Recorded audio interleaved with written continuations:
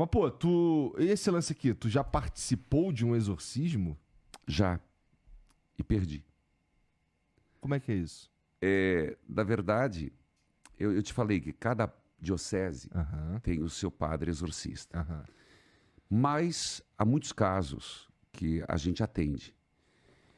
E teve outros casos que eu até consegui amenizar a situação. Neste específico que está citando, é que nós estávamos numa adoração do Santíssimo, com a hóstia.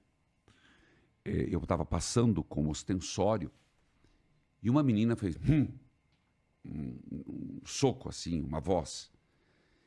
E eu, na hora, porque você tem que ser muito discreto, porque você tem que perceber o que você quer naquele momento. E eu voltei, comecei a rezar e a pessoa começou a ter delírios.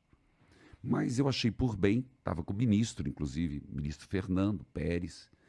Falei assim, ó, segura ali, leva na capela e nós terminamos a bênção. Concluí, fui lá na frente e fui na capela.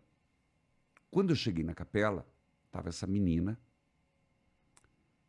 no chão, desfigurada, totalmente. A mãe do lado, a mãe estava do lado. Estou tentando recriar na minha memória.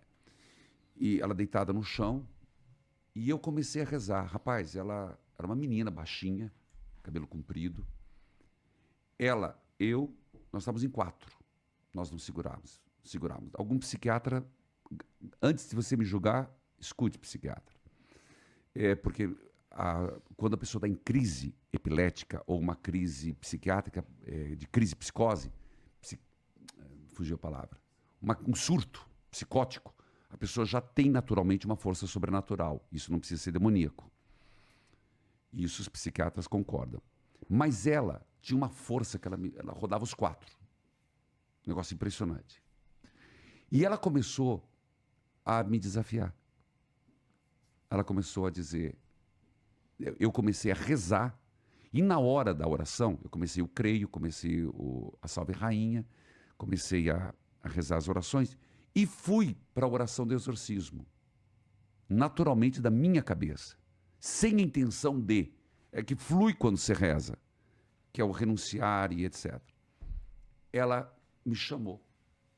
Você não é exorcista. Não é exatamente uma oração comum. Por exemplo, eu não a conheço. A gente não fica rezando assim. Então Ela tá no ritual. Era interessante que ela sabia o que era. Sabia. E eu comecei a dar os precatórios. Precatórios são os comandos de renúncia.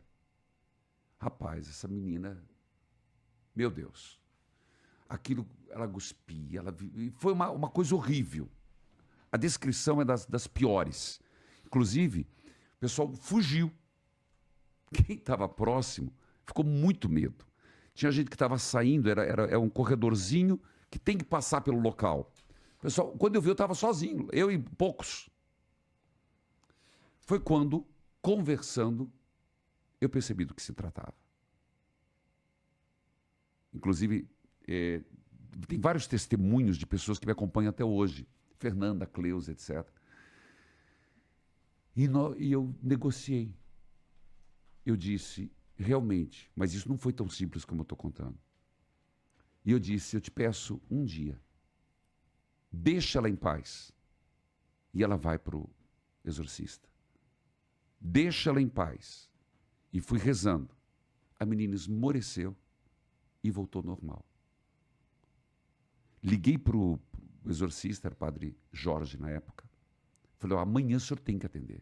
Isso era 10h30, 11 horas da noite. E ele atendeu no outro dia e de fato se confirmou um exorcismo. Que durou 1 ano e pouco. Nossa! 1 ano e pouco. Porque depende o grau do exorcismo ou as circunstâncias do exorcismo. Naquilo foi um pacto que tinha sido feito com o diabo, demora-se tempo. Há exorcismos instantâneos, como São João Paulo II fez um exorcismo dentro do Vaticano, numa vez só. Pô, Mas não sabia disso também. Isso é fato. Bento XVI também fez um exorcismo. Agora, existe exorcismo que demora até 5 anos, porque são a volta, a reincidência. Porque tem muitos elementos. Um deles, isso diz o Gabriel, é a morte. Ele é um homem de se escutar.